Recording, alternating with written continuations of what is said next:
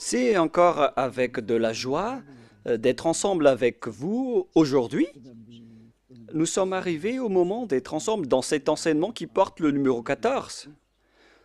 Et aujourd'hui, nous allons bien écouter un enseignement, une explication concernant le Père Yahva, ce que les gens pensent de lui, ainsi que les paroles de la vérité concernant Yahushua, ainsi que le détournement des gens par les gens de cette vérité qui a causé un grand danger sur votre chemin et sur la planète Terre, bien évidemment. Et avant de discuter de ce titre qui dit que Jésus n'est pas du tout vrai, il vous rend pécheur et vous irez en enfer, vous serez perdu en enfer. Je vais d'abord vous expliquer, je vais vous donner beaucoup de preuves pour vous dire que vous allez être jeté en enfer si vous n'écoutez pas ce salut qu'on vous donne par amour en ce moment. Et donc, je remarque tout d'abord que notre enseignement sera assez lent pour aujourd'hui, mais ce qui est important, c'est que vous connaissez la vérité, car c'est important de dire que Jésus n'est pas du tout vrai, et Jésus n'est pas du tout vrai. Il vous rend pécheur, et vous allez être perdu en enfer, selon ce titre, selon cette parole. Et donc, nous allons regarder la vérité sur cette parole pour aujourd'hui. Est-ce que c'est vraiment logique? La réponse, oui, c'est bien logique. Mais tout d'abord, je vais vous faire cette remarque. Plusieurs d'entre vous disent que nous sommes des diffamateurs. Nous n'aimons pas du tout Jésus. Tout d'abord, Élia n'a jamais fait de diffamation. Élia n'a fait que dire la vérité. Et si Élia dit la vérité, est-ce que vous allez le fauter? Si, par exemple, je vois une personne qui est en train de mourir et qui va être jetée en enfer, et j'ai les preuves pour vous le dire dans la vérité, et que c'est la vérité, et moi je vous dis que voilà la preuve que vous irez en enfer, et vous suivez les faux dieux. Est-ce que ça veut dire que Élia n'a pas d'amour? Est-ce que ça veut dire que Élia est un diffamateur? Est-ce que ça veut dire que Élia aime critiquer les gens? Même vous, vous connaissez bien que si quelqu'un est entre le danger de mort, vous allez sûrement hurler pour lui dire de revenir, car il risque la mort. C'est une réaction normale pour un humain. Et c'est une réaction normale pour Élia, qui est en train de voir un esprit en train d'être jeté en enfer. Et c'est pourquoi Élia vous appelle. Je suis en train de vous voir en train d'être perdu, alors je vous appelle pour revenir. Car, en vérité, c'est le diable qui détourne la vérité. Il cherche les moyens pour que vous n'écoutez pas la vérité. Et s'il trouve le moindre point pour rendre en colère les gens, il en profite pour vous rendre en colère. Voilà le plan du diable. Moi, je vous conseille d'écouter cette vérité. Au cas où ce sera la dernière heure de discussion entre nous. Et après, vous allez regretter, sinon. Aujourd'hui, l'enseignement va être assez lent. Alors écoutez bien, car je vais expliquer en détail les choses importantes pour que vous ne soyez plus trompés par ces faux dieux. Alors ne vous laissez plus être trompés. Ça suffit maintenant, ces 2000 ans où on vous a fait jeter en enfer. Ça suffit maintenant. Nous allons donc maintenant entrer dans l'introduction concernant le fait de détester, de diffamer Jésus. D'ailleurs, Jésus, il est déjà mauvais car il jette les gens en enfer. Moi, je dis le danger qu'il vous a fait subir, ainsi que les tromperies que Jésus vous a fait. Nous allons commencer depuis le début. D'abord, vous allez écrire 1 dans votre prise de notes d'enseignement. En fait, Jésus vous a rendu pécheur jusqu'à aujourd'hui et auparavant jusqu'à maintenant. Voilà la question pour vous. quiconque suit Jésus, moi je suis déjà allé en Inde, en Afrique, à Togo et aux Comores. Voilà les pays qu'il y a déjà visités. J'ai déjà également visité l'Éthiopie. Voilà donc les régions euh, que j'ai visitées et j'ai déjà discuté avec les habitants de ces pays. Mais chacun de ces pays, dans chacun de ces pays, que ce soit les musulmans ou les faux chrétiens, ils disent toujours qu'ils sont pécheurs, surtout ceux qui disent chrétiens, alors que ce sont des faux chrétiens. D'ailleurs, le nom chrétien n'est plus correct car le faux Dieu l'a déjà pris. Donc, le nom a déjà changé car ce terme porte déjà le nom du faux Dieu, donc ce n'est plus correct. En parlant du Christ qui est le Messie, alors les suiveurs de Jésus ont tous déclaré être pécheurs. Et d'ailleurs, le siège des catholiques romaines, vous le connaissez déjà que c'est au Vatican. Pour les protestants, c'est en Angleterre. Maintenant, c'est devenu en Amérique, car l'Amérique, c'est un grand pays. Et tous ces pays déclarent, après discussion avec eux, on leur a dit qu'ils sont avec le faux Dieu. Il faut revenir vers l'original, mais les Américains ainsi que leurs troupes, ils exigent toujours que ceux qui suivent Jésus sont toujours pécheurs. Et l'ôtement du péché n'est pas du tout possible pour eux, car sur terre, on doit trébucher, et sous le ciel, on doit être trempé. Donc, tous les propos des habitants sur cette planète Terre, ils déclarent tous que tout le monde est pécheur. Alors que selon la Sainte Écriture, Dieu n'écoute pas les pécheurs. C'est dans Ésaïe 59, 1, 2. Nous allons le lire ensemble. Ésaïe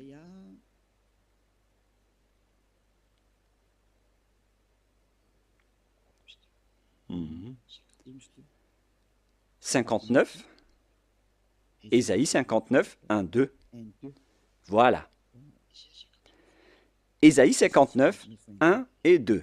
Vous pouvez suivre à travers l'écran. Non, la main de Yahva n'est pas trop courte pour sauver, ni son oreille dure pour entendre. Mais ce sont vos crimes qui mettent une séparation entre vous et votre Dieu, et ce sont vos péchés qui vous cachent sa face et l'empêchent de vous écouter. Selon donc la Sainte Écriture, il est directement dit que Dieu n'écoute pas les pécheurs. Même les prophètes l'ont déjà dit, que le Dieu d'Abraham n'écoute jamais et ne veut jamais écouter les pécheurs. Le Dieu d'Abraham déclare bien qu'il n'écoute pas les pécheurs. La question qu'on vous pose, pour vous qui m'écoutez, qui vous a écouté pour vous qui croyez être des fidèles ou des croyants alors que vous êtes toujours pécheurs? Qui vous a écouté? Vous voyez maintenant le grand danger pour votre esprit après votre mort. Et moi, je ne suis pas là pour sauver votre chair. Votre chair,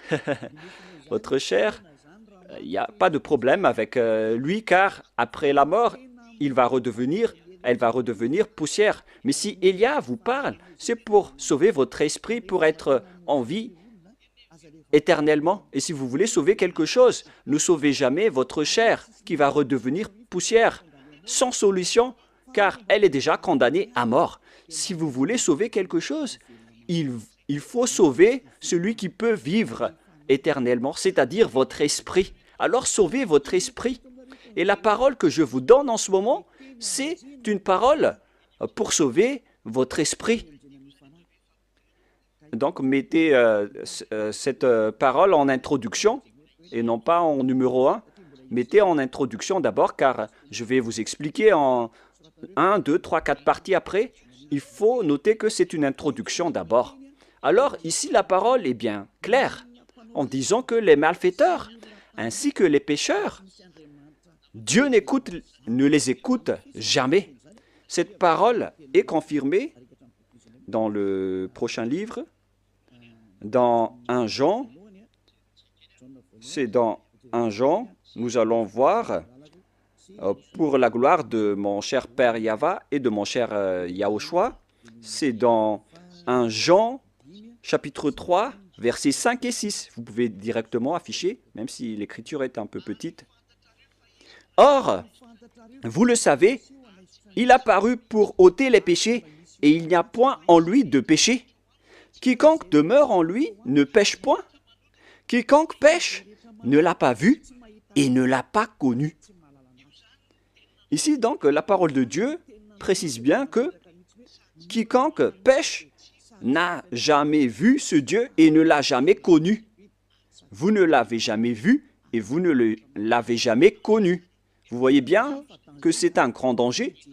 Alors que Jésus ou Jesus, il vous a toujours enseigné que tous ceux qui sont avec lui sont pécheurs et ne sont jamais ôtés de vos péchés. Et d'ailleurs, il vous a encouragé en disant que Dieu vous comprenne en tant que Dieu. À quel moment Dieu comprend les pécheurs? Ici, il dit bien que quiconque pêche ne l'a pas vu et ne l'a pas connu. C'est-à-dire que c'est un grand danger. Un grand danger. Vous devez hurler en disant que votre chemin est en danger. Voilà, Élia, il a vu le danger, il vous appelle pour revenir rapidement car vous faites fausse route. Vous allez être tué par les diables en enfer. Et dans le verset 8, il y a encore pire. Voilà ce qui est plus grave. Écoutez bien, verset 8, 1 Jean 3, 8. Celui qui pêche est du diable, car le diable pêche dès le commencement. Vous voyez ainsi, les pécheurs, selon la Sainte Écriture juive, ils viennent du diable. Qui est alors le Dieu que vous avez adoré et qui vous a rendu pécheur? Voilà le danger pour vous. Vous devez être conscient. Vous qui êtes toujours pécheur, et vous insistez toujours à rester pécheur. Vous pleurez d'être des pécheurs non méritants. Vous cherchez toujours les moyens à rester grand pécheur, selon vos propos. Alors que la parole dit ici que ces genres de personnes viennent du diable. Alors pourquoi pas Élia ne va pas se lever pour vous dire, en voyant ce grand danger, que Jésus ou Jesus vous fait subir. Pourquoi Élia ne va pas parler? Est-ce que Élia sera fautif en vous disant d'écouter cette parole? Car vous êtes sur le point de mourir. Et je vous ai donné la preuve. Est-ce que Élia serait fautif? Si vous étiez à ma place, vous auriez dû hurler comme moi, en disant « Hé, ne faites pas ça, revenez vite !» Et comment vous dites que si je dis ça, je diffame et je n'ai pas d'amour? Comment vous osez classer ce genre de personne en une personne qui provoque la guerre? Non, non, non. Élia voit le danger pour une personne. Et si cette personne est toujours consciente, il faut toujours la sauver. Mais si elle n'est plus consciente, tant pis pour elle. Le rôle de Élia, c'est d'enseigner et de vous conseiller. Mais si vous choisissez de faire le plongeon en enfer, alors continuez votre chemin. Ça ne regarde que vous. On ne rentre plus en détail. Mais il y a encore beaucoup de gens qui cherchent le salut, y compris vous qui me regardez en ce moment. Plusieurs gens cherchent le salut et je vous souhaite d'être parmi ces personnes. C'est pourquoi je me tiens debout pour chercher les gens qui cherchent le salut, car on ne sait jamais. Peut-être, parfois et souvent, ce sont des gens qu'on ne pense pas du tout qui cherchent le salut. Alors, Élia vous conseille, ne mettez plus dans la tête que Élia est un diffamateur ou Élia fait ceci ou cela.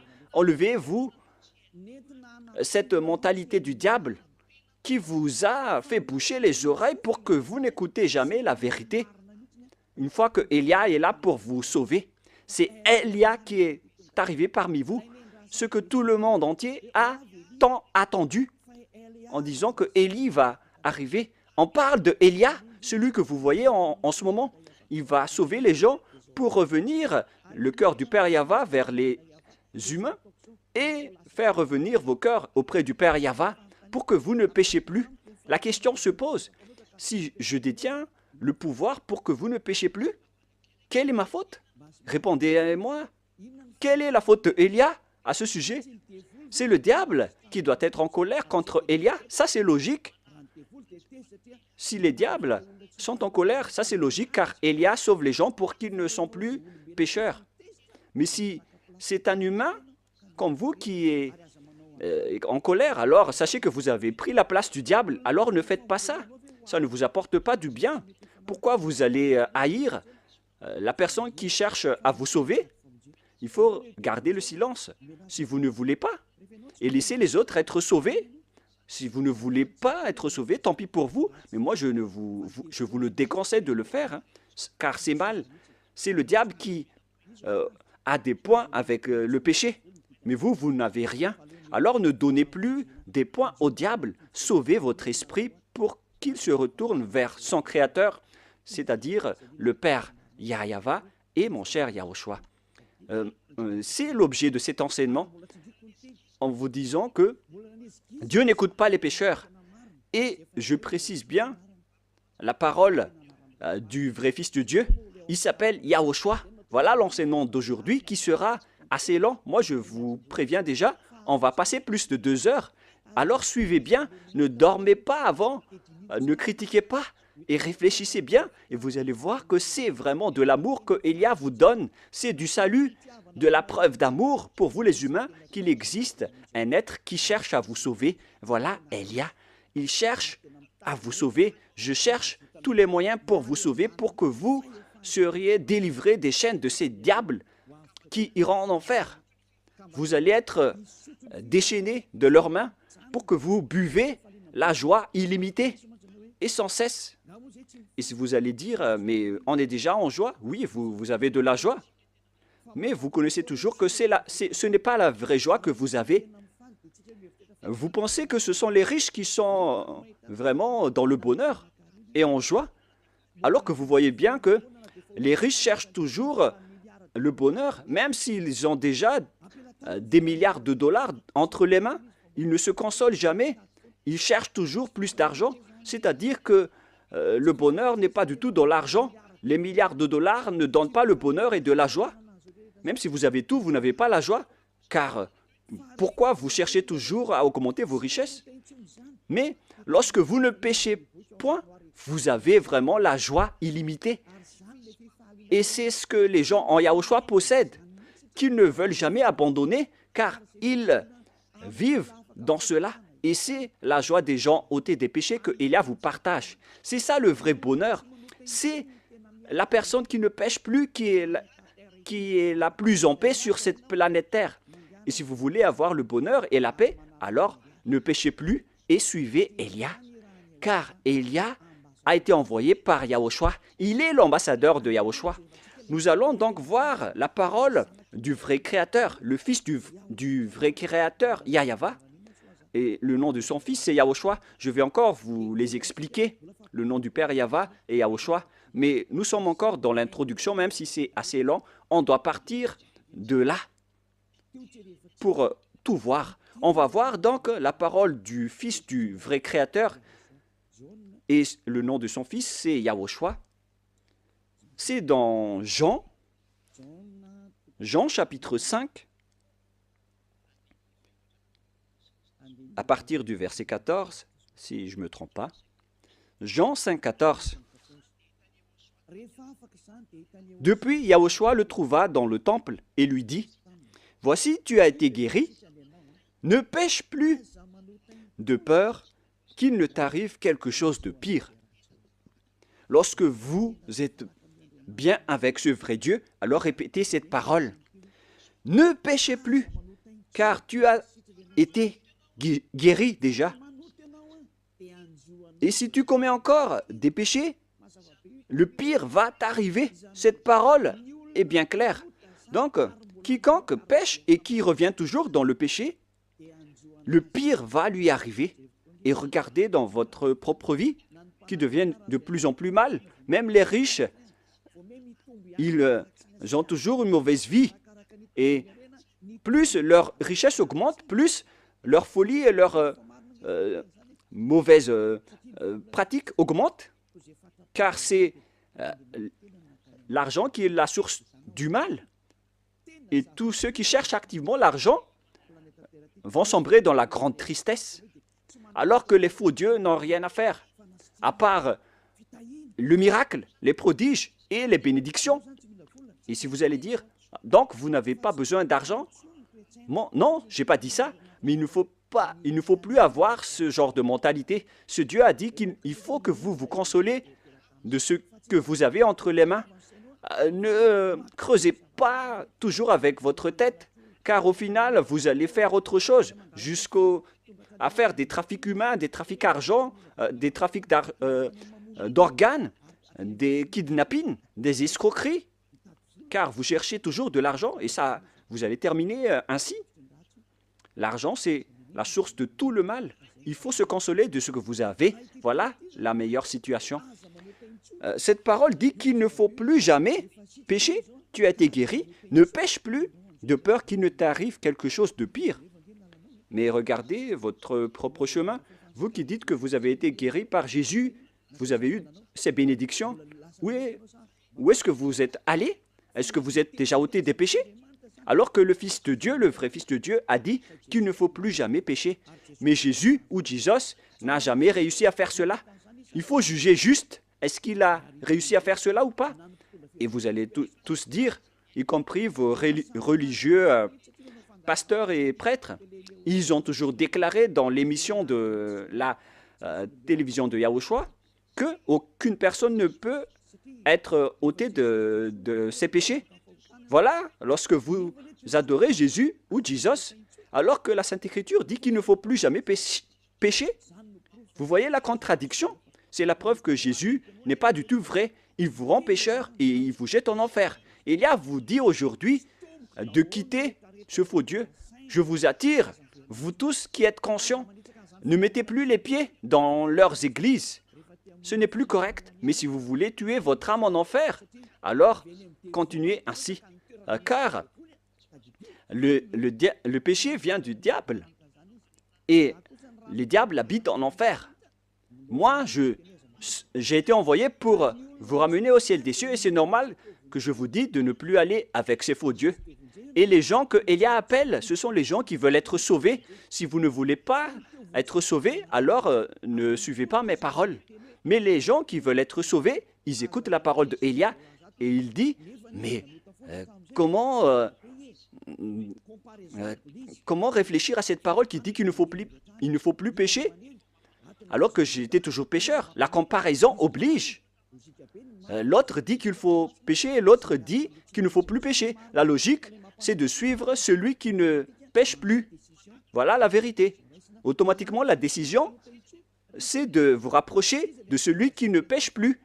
Et celui qui a porté cette parole, c'était seulement Élia sur votre planète Terre. Et on m'a persécuté pendant 40 ans, pendant que j'ai fait les œuvres de Yahushua à ce sujet. On m'a persécuté. C'est pour vous dire que Élia est venu par amour, mais ce sont les diables qui le détestent et qui vous rendent en colère. Alors ne vous laissez plus être provoqué. Écoutez la vraie parole maintenant. Écoutez la parole de Élia. Élia est arrivé pour vous sauver, pour vous donner la joie éternelle, pour que vous reveniez vers votre vrai Créateur qui s'appelle Yahushua. Et je vais encore ajouter une autre parole, car cette parole a été répétée 2 fois et non pas seulement une fois. Selon Jean, chapitre 8, Jean, chapitre 8, à partir du verset 11, nous allons lire ensemble. Quelle était encore la parole du Fils de Dieu à ce sujet? Elle répondit, « Non, Seigneur. » Et Yahushua lui dit, « Je ne te condamne pas non plus. Va, et désormais, ne pêche plus. » Cette parole est revenue 2 fois en disant « Ne pêche plus ». C'est ça donc qu'on doit suivre. Et Élia possède cette qualité ainsi que tous ceux qui suivent Élia. Il ne pêche plus.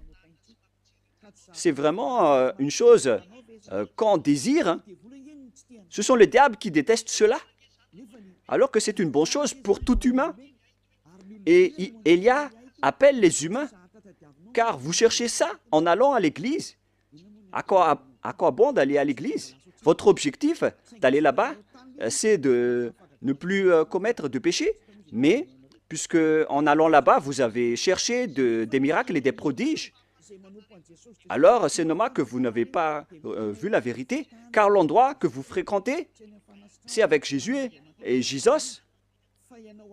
Et sachez que le plan de ce Dieu n'est pas pour faire des miracles ou des bénédictions, mais son sujet, c'est le péché.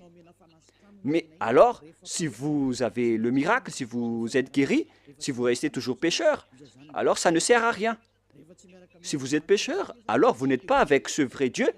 C'est logique que vous êtes avec le diable. Même vous-même, vous allez prendre une décision que c'est la bonne réponse, que Dieu n'écoute pas les pécheurs. Alors, qui vous écoute dans votre église? Est-ce que vous avez déjà posé cette question? Car si c'est celui-là le vrai Dieu qui n'écoute pas les pécheurs et que les pécheurs viennent du diable, alors l'endroit que vous fréquentez, c'est un endroit qui appartient à qui? Et vous vénérez qui? Vous priez à qui? Le schéma est très grave. Ce n'est pas de la diffamation. Si vous réfléchissez bien, vous allez déduire que la parole de Élia est vraie. Vous devriez même remercier Élia, car Élia est venu pour vous sauver. Et mes paroles ôtent les péchés que les autres religions n'ont pas réussi à faire jusqu'à maintenant. Ce sont seulement les envoyés du ciel des cieux qui peuvent sauver les gens, comme Yahushua, mon cher grand frère. Mais vous, entre humains, entre pécheurs, comment est-ce possible que vous allez réussir à vous délivrer entre vous-mêmes? Par exemple, entre prisonniers, vous êtes prisonniers ensemble. Comment l'autre prisonnier peut vous libérer? Il faut que c'est une personne venant de l'extérieur qui vous libère. La personne qui est prisonnière avec vous reste collée avec vous en prison. Et pareil, ce sont les personnes qui ne sont pas pécheurs qui peuvent sauver les gens pécheurs. Ça, c'est logique. Ce sont les gens à l'extérieur de la prison qui peuvent libérer les gens à l'intérieur de la prison et non pas les gens qui sont à l'intérieur de la prison. Ce ne sont pas les personnes pécheurs qui peuvent sauver les autres personnes pécheurs. Ce sont les envoyés, les êtres qui ne sont pas pécheurs, qui peuvent sauver les personnes pécheurs. C'est pourquoi Élia est arrivé. Alors, n'écoutez plus les faux dieux, car au final, ce vrai Dieu va être en colère contre vous, car on est en train de vous sauver. Pourquoi vous faites encore de grands propos? Maintenant, nous allons entrer dans la deuxième partie, après cette explication, après cette corde d'introduction, qui a dit que Dieu n'écoute jamais les pécheurs. Les pécheurs viennent du diable. Et tout ce que vous faites en tant que pécheur vient du diable. Alors n'écoutez plus ces derniers, écoutez vraiment le vrai Dieu. Maintenant, nous allons expliquer le sujet concernant le Dieu Père que vous avez changé en Jéhovah ou Yahou pour certains. Mais c'est quoi ce pire danger que vous avez fait? Pourquoi Élia vous parle de ce grand danger? C'est vraiment pire, car le Dieu d'Abraham, il a sorti la parole comme quoi il ne faut jamais profaner son nom. C'est vraiment un pire danger, donc, de changer ou de transformer son nom. Certains disent que ce n'est pas le nom qui est important, c'est la parole qui est importante. Il y a certains qui disent cela en appuyant avec des versets. Si c'est la parole de notre... sachez que la parole de notre Père est incontestable. Et c'est d'ailleurs sa parole qui a dit qu'il ne faut pas profaner son nom. Alors c'est la parole elle-même qui a priorisé et qui a privilégié le nom. Si on va lire le livre d'Ésaïe,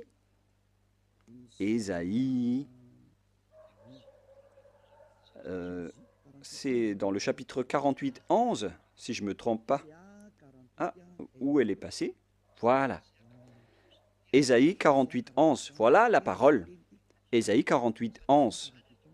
Pour répondre aux gens qui ont dit que Le nom n'est pas important, c'est la parole qui est importante. Nous allons entrer dans tous ces sujets avec le sujet des 10 commandements, le sujet de Yahushua. Les gens aussi parlent de Élia. C'est pourquoi on va parler de tous ces sujets. C'est pourquoi notre enseignement va être long. On va passer plus de 2 heures, même en 3 heures.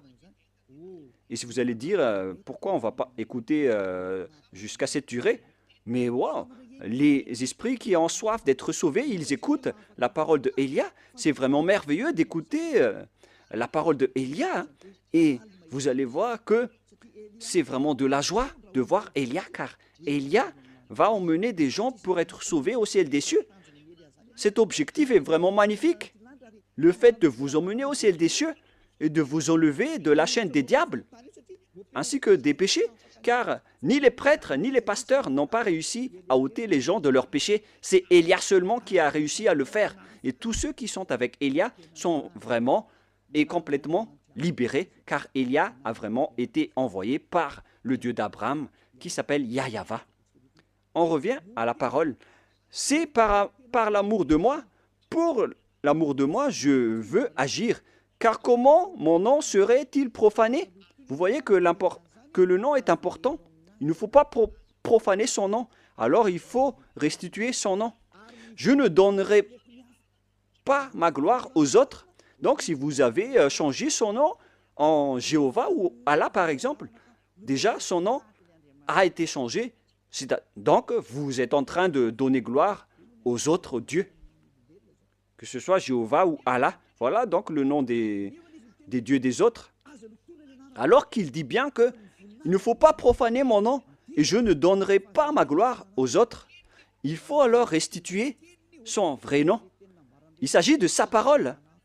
Mais les religieux étranges, bizarres, ont dit que ce n'est pas le nom qui est important, c'est la parole qui est importante. Alors que ici, c'est la parole elle-même qui précise que le nom est important pour le Dieu d'Abraham. Il ne faut pas toucher à mon nom, les gens, selon le Père Yahva. Mais si vous voulez me déclarer la guerre, alors faites-le. Il dit ici qu'il ne faut pas profaner mon nom. Hélas, on a profané mon nom. Et tous ceux qui changent le Père Yahva le rend en colère. Si vous voulez le rendre en colère, alors changez son nom. Si vous ne voulez pas lui donner gloire, alors changez son nom. Et il va être en guerre contre vous, car déjà, Élia vous enseigne déjà la vérité. La loi que nous voyons ici est claire. Il ne faut jamais changer son nom. Dieu est vraiment exigeant avec son nom. Il ne faut pas profaner son nom. Lorsque vous changez son nom, c'est-à-dire qu'en même temps, vous profanez son nom en changeant en nom d'autres dieux et vous donnez sa gloire aux autres. Au lieu d'appeler Yahyaha, vous avez appelé Jéhovah ou Allah. Ce n'est pas du tout correct. Je vais vous donner la preuve. Pour vous qui dites que, pourquoi vous dites que notre Dieu est faux? Qui est le vrai Dieu selon vous? Vous devez lire dans votre Bible, dans la préambule, dans la Bible catholique romaine, dans la préambule, dans l'introduction, il est écrit que la Bible, l'Ancien Testament ainsi que le Nouveau Testament a été traduit depuis la langue hébreu ancienne ou moderne. C'est-à-dire que si vous voulez regarder la Sainte Écriture, il faut regarder à travers dans la langue ancienne hébreu ou juif. Donc, puisque la langue hébreu appartient aux juifs, alors il ne faut pas que ce sont les Français qui maîtrisent le malgache plus que les malgaches, en disant que les meilleurs en malgache, ce sont les Français, ou les meilleurs en français, ce sont les Anglais. Ce n'est pas logique. Il faut que ce sont les propriétaires de la langue qui prouvent quel est le nom de leur Dieu.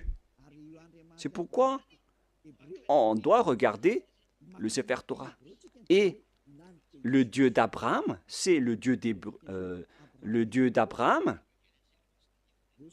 est donc le Dieu d'Hébreu, car Abraham est un Hébreu. Nous allons d'ailleurs rechercher ce verset. Voilà. C'est dans Genèse 14, 13. Vous pouvez directement afficher. Genèse 14, 13. Un fuyard vint l'annoncer. Genèse 14, 13. Un fuyard vient l'annoncer à Abraham, l'Hébreu, celui qui habitait parmi la chaîne de Mamré, l'Amorin, frère d'Escol et frère d'Aner. On voit bien ici que Abraham est hébreu. Donc, si vous voulez voir le nom du Dieu d'Abraham, il faut donc revenir vers la langue hébreu ou la langue juive. C'est vraiment logique, après cette parole, de sortir et de lire le livre hébreu, le livre juif qu'on appelle le Sefer Torah. Le Sefer Torah, ce sont les livres écrits par les sophères, c'est-à-dire les écrivains. Les Sephers, ce sont les écrivains de la Torah. C'est pourquoi on appelle le livre Sefer Torah. Le Sefer Torah parle donc, dans la langue juive, le nom de ce Dieu. Et Élia possède le Sefer Torah. Et le Sefer Torah de ces Juifs a été fait par succession d'héritage. Et au final, ils ont été écrits par les scribes à l'époque de Néhémia, d'Esther. Et au final, on a vu aussi l'époque des Maccabées. Ce sont tous des écrivains qui se sont succédés. Et on appelle ces écrivains les Massorètes ou bien les Massoras. Ce sont donc les porte-paroles, des porte-paroles qui ont écrit les livres après les anciens livres qui ont été détruits. Donc, parmi les Juifs, il y a des intellectuels qu'on appelle les Massoras ou les Massorètes. Dans le Sefer Torah, dont ils ont écrit le Sefer Torah, et le plus ancien se trouve vers moins 200 avant l'an 0, alors que la parole qui a été écrite en moins 200 existait déjà vers moins 1000 ou moins 2000, c'est-à-dire à l'époque d'Abraham. Je vais vous montrer toutes les paroles à ce sujet en langue hébreu. Donc, si on veut regarder le nom, alors on ne doit pas le regarder en Angleterre ou en Amérique. D'ailleurs, les chercheurs mondiaux, les chercheurs dans ce monde ont déjà trouvé l'appellation de ce Dieu jusqu'à aujourd'hui, et tout le monde connaît que l'appellation du nom de ce Dieu vient de Yod, He, Vav, He, ou bien selon les gens, YH, WH, et je rectifie directement, le bon terme c'est YH, VH et non pas YH, WH. Nous allons d'abord, je vais d'abord vous enseigner, après nous allons enseigner le livre hébreu. Nous allons donc, je vais d'abord vous enseigner d'abord. Tout le monde connaît ces lettres avec Yod, He, Vav, He. On parle du tétragramme selon les intellectuels, les docteurs et les professeurs. Mais ce qui est étonnant, c'est qu'il ne sait rien le lire. Où sont passés les doctorats et les professorats des théologiens? Sachez que les pécheurs n'ont pas été autorisés de connaître la vérité, car les pécheurs n'ont jamais vu et n'ont jamais connu ce vrai Dieu. C'est logique, donc ils ne connaissent rien. Ils doivent attendre Élia pour enseigner. C'est pourquoi on entre dans l'enseignement. Comment on lit ceci? Voilà le Yod. Les Juifs lisent de droite à gauche. Voilà donc le Yod. Voilà le He, selon eux. He ou H. Et celui-là, c'est un V, selon eux. V. Vav, selon eux. Vav. C'est-à-dire V-A-V.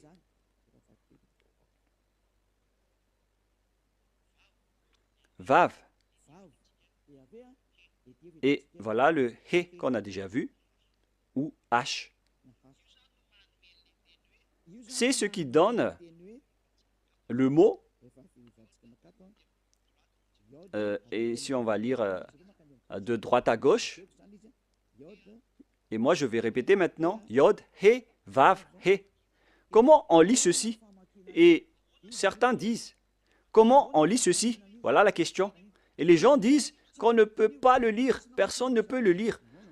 Non, non, non, il y a vraiment une appellation correcte à ce sujet.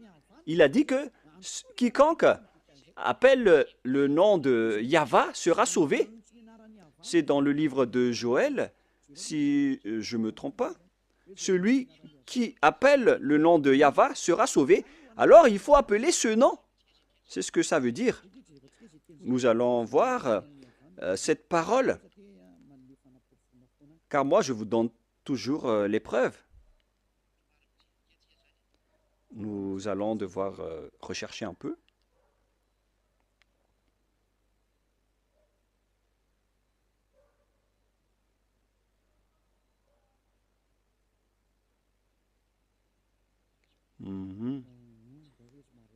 Je vais d'abord rechercher cette parole rapidement.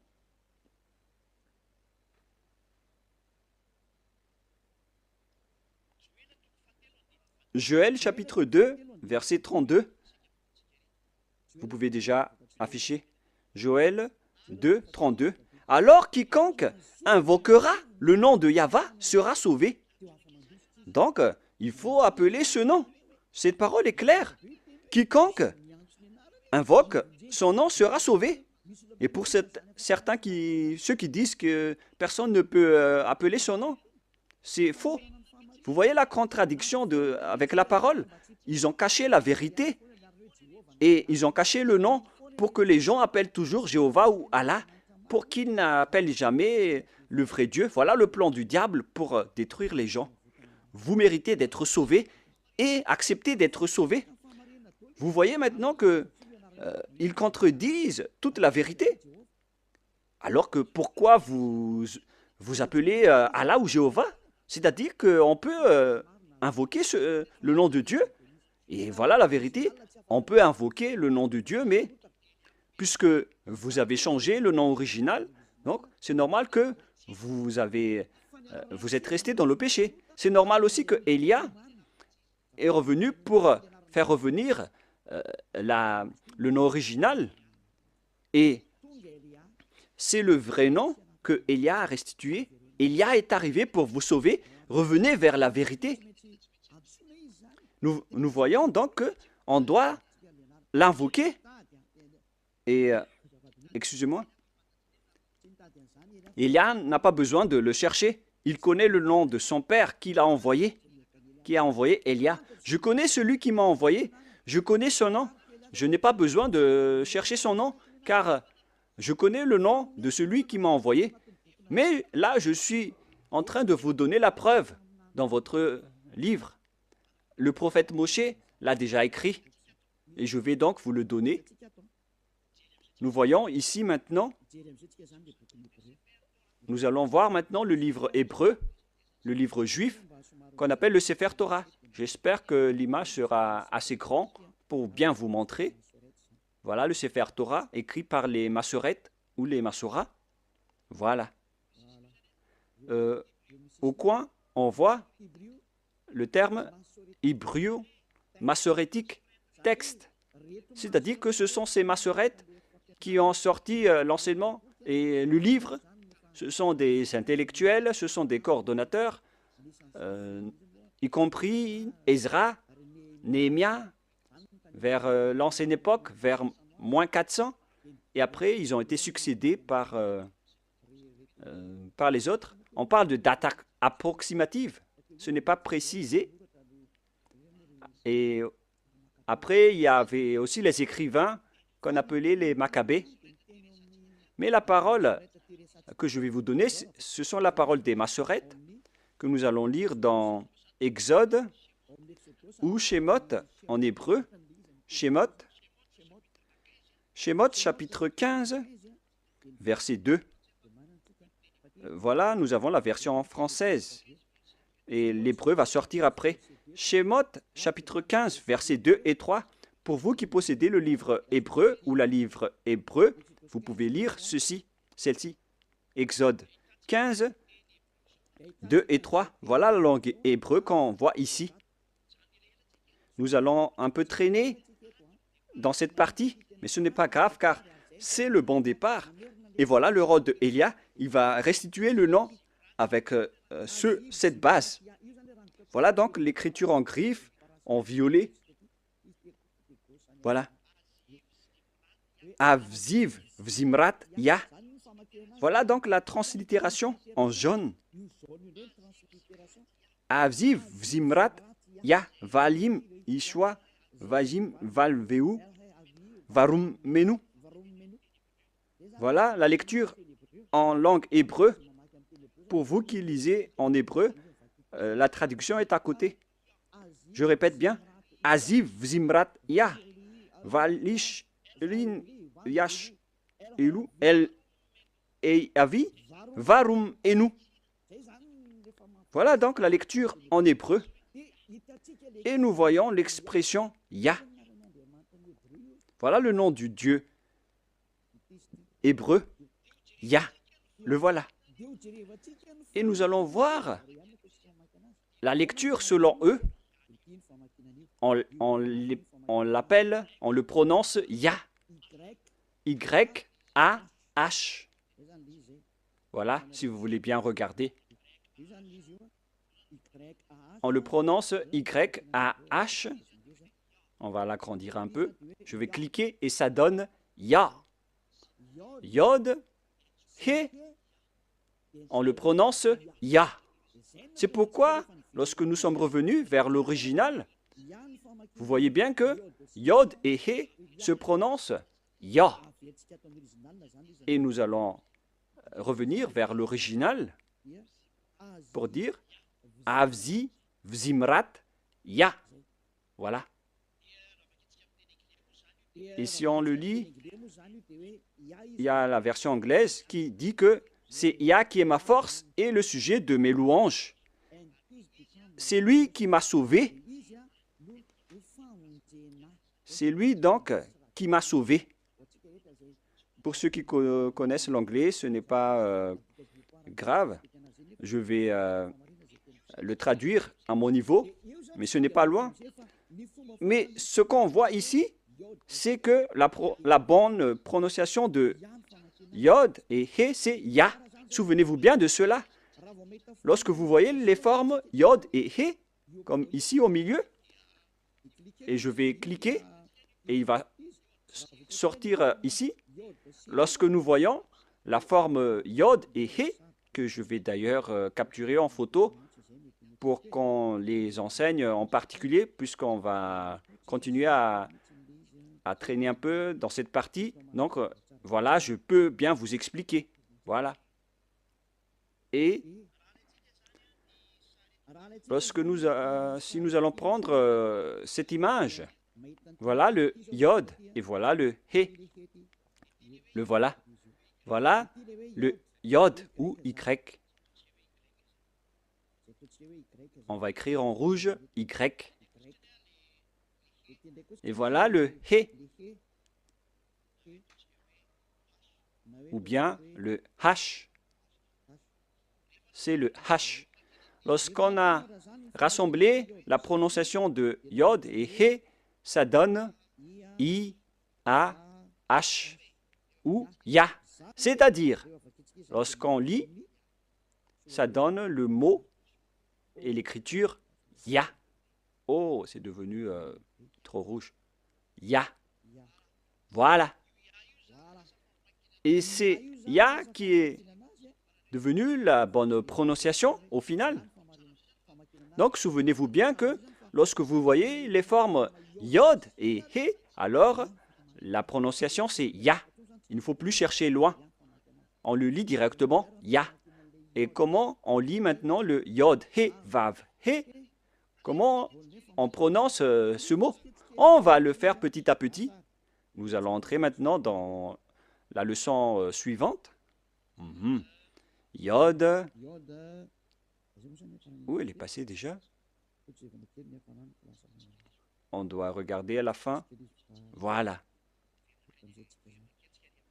Nous allons revenir un peu avec la parole. Ah, ça a un peu bugué. Nous allons entrer dans la troisième partie pour voir le nom du vrai Dieu. Il a dit, Yah est ma force et le sujet de mes louanges. Et dans le livre des psaumes, on dit Alléluia. Pour donner gloire au Père Yahva, on dit Alléluia. C'est-à-dire gloire au Père Yahva.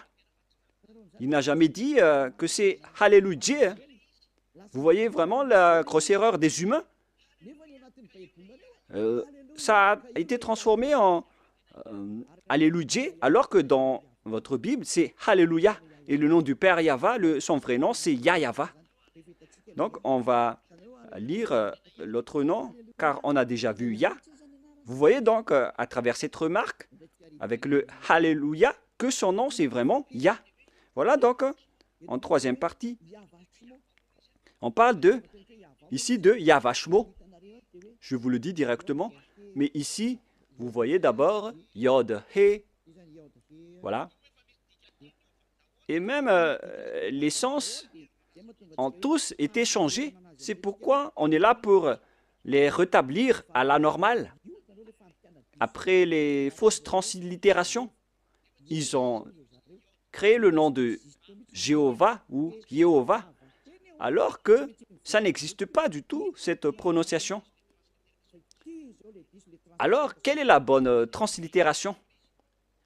Voilà donc les mauvaises translittérations à cause des changements des humains. Ils ont changé carrément. Alors, on voit dans le verset 3, la lecture juive, c'est Yahva. La lecture de Yod He Vav He, que je vais prendre en photo également pour vous lire, c'est vraiment facile. Hein? Une fois que vous avez connu cet enseignement, vous allez être ôté de vos péchés et vous ne péchez plus jamais. C'est le rôle de Elia de vous restituer la vérité pour que vous la connaissez. Nous allons continuer maintenant. Voilà le Yod He que nous allons écrire en rouge. Voilà donc le sens. Et nous savons tous que Yod et He veut dire Yah. On n'en parle plus. C'est déjà clair. Jusque-là, on connaît que c'est Yah. Et qu'en est-il du Vav et de He? Vav ou W, A et H. Yahva. Comment on prononce ce W? Car il y a des gens fous qui ont créé Yahvé et certains ont aussi créé Jéhovah ou bien Yahou. Quelle est la bonne prononciation selon les Juifs de ce W? On pose la question à ce W, quelle est ta bonne prononciation? Car tous les humains sont en réflexion à ce sujet. Elia ne réfléchit plus à ce sujet car j'ai déjà connu ce nom depuis chez nous. C'est pourquoi mon nom, Ziadia Elia. Ce nom ne vient pas de chez vous, ça n'existe pas chez vous. C'est un nom qui vient de chez nous. Ziadia Elia. Et nous vous enseignons le nom de celui qui nous a envoyé, le Dieu Père qui est assis sur sa grande trône, la grande lumière qui nous a envoyés, notamment Elia qui est arrivé parmi vous, qui vous dit la vérité et qui vous restitue la vérité qui est écrite dans votre livre. Voilà ce qui est écrit, mais que vous avez changé en autre chose. Il est bien précisé que la parole dit que c'est Yahva Shmo. Comment on lit vraiment le W en hébreu? Car on a déjà vu Yah, on a déjà vu Va. Est-ce que c'est Wa, la prononciation, comme avec les Anglais, ou est-ce qu'on le prononce Va? Et moi, je vous donne déjà la réponse que la bonne prononciation, c'est Va. Là, c'est clair. Nous allons enchaîner avec cette prochaine leçon. Pourquoi Elia exige que le nom doit être Yahva? C'est vraiment son appellation. au ciel des cieux. Et c'est pourquoi les gens sont ôtés des péchés après avoir invoqué le nom de Yahva. Et quiconque invoque le nom de Yahva sera sauvé et sera ôté des péchés après le baptême en Yahushua. Nous allons encore en parler après. Et voilà, donc, la parole est claire. Avec la prononciation de ce W, nous allons maintenant voir la bonne prononciation de ce W en langue hébreu. Et nous allons le voir dans Wikipédia, qui regroupe plusieurs intellectuels partout dans le monde. Moi, je précise bien que Elia connaît déjà que la prononciation de ce nom, c'est Yahva, depuis chez nous. Alors que vous aussi, les intellectuels sur Terre, vous connaissez aussi l'appellation. Donc, il faut regarder avec les propriétaires de la parole. Il ne faut pas que ce soit vous, les Malagasy, les Français ou les Anglais, qui va faire sortir la parole. Il ne faut pas faire ce mauvaise aventure. Il faut revenir avec les propriétaires de la langue. Allons-y alors. Patientez un peu, car je vais encore chercher le verset. Ah, je l'ai encore égaré. Voilà. Patientez un peu, car je vais regarder le verset.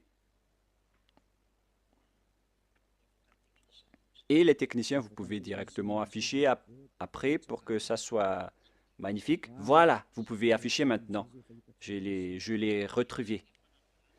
Il s'agit donc d'une autre déclaration qui dit que, selon Wikipédia, d'après wikipedia.org, que vous voyez ici, wikipedia.org, une plateforme qui regroupe tous les intellectuels partout dans le monde concernant les alphabets hébreux.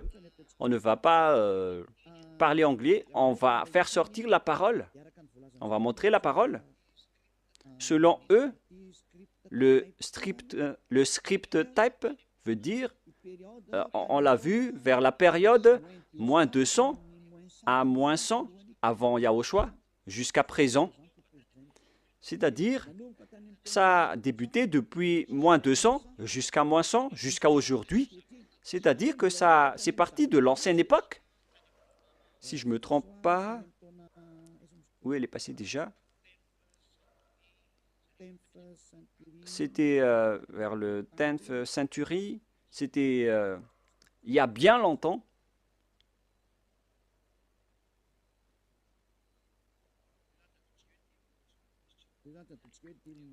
On va partir de ce second, c'est-à-dire vers moins 200, moins 180, moins 170, moins 150, jusqu'à moins 100, moins 80, moins 70, jusqu'à aujourd'hui, jusqu'à maintenant. Voilà la parole de tout à l'heure. On va réafficher, au cas où vous n'avez pas vu. Période 50 first century avant Yahushua, jusqu'à maintenant, jusqu'à aujourd'hui. Quelle est alors la lecture hébreu de la lettre W? Car c'est W qui est écrit là, alors que ce n'est pas un W, c'est V. Est-ce que c'est clair pour ceux qui écoutent? Nous allons lire la translittération ici en bas pour ne pas perdre notre temps. Alphabet, prononciation. Et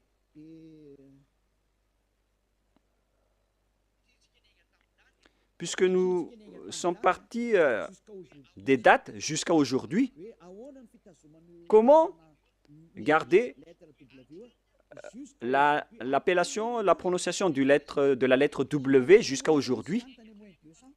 Si ça existait déjà depuis moins 200 et depuis l'ancienne époque, comme je vous ai déjà dit, avec l'époque de Néhémia, de Ezra, vers moins 300, moins 400. Et pourquoi vous qui êtes récent et récemment arrivé, pourquoi vous dites qu'on va le changer ainsi? Mais si vous n'êtes pas ôté des péchés, sachez que vous irez en enfer. Moi, je vous montre la vérité en ce moment. Alors, nous allons voir comment on lit ce W. Voilà. Ici, on voit le Vav, la lettre V. Le trait que je vous ai enseigné, du côté gauche, on le prononce V.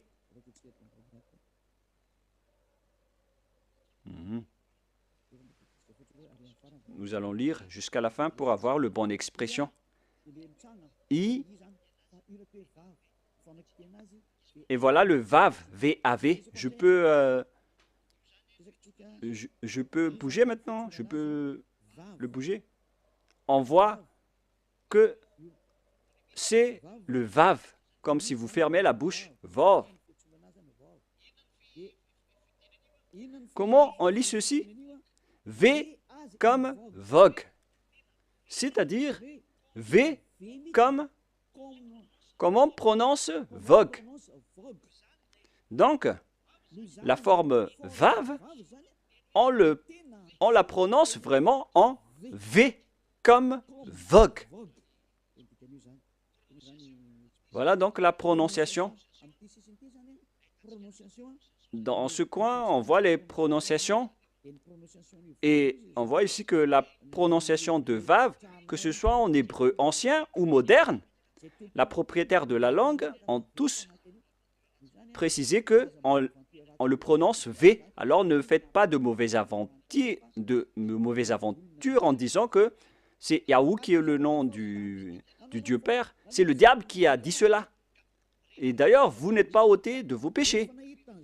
Vous transgressez la loi. Et si on a vu que V comme vogue se lit V, alors le Vav veut dire V. Et si certains vont dire que ça peut changer en autre chose,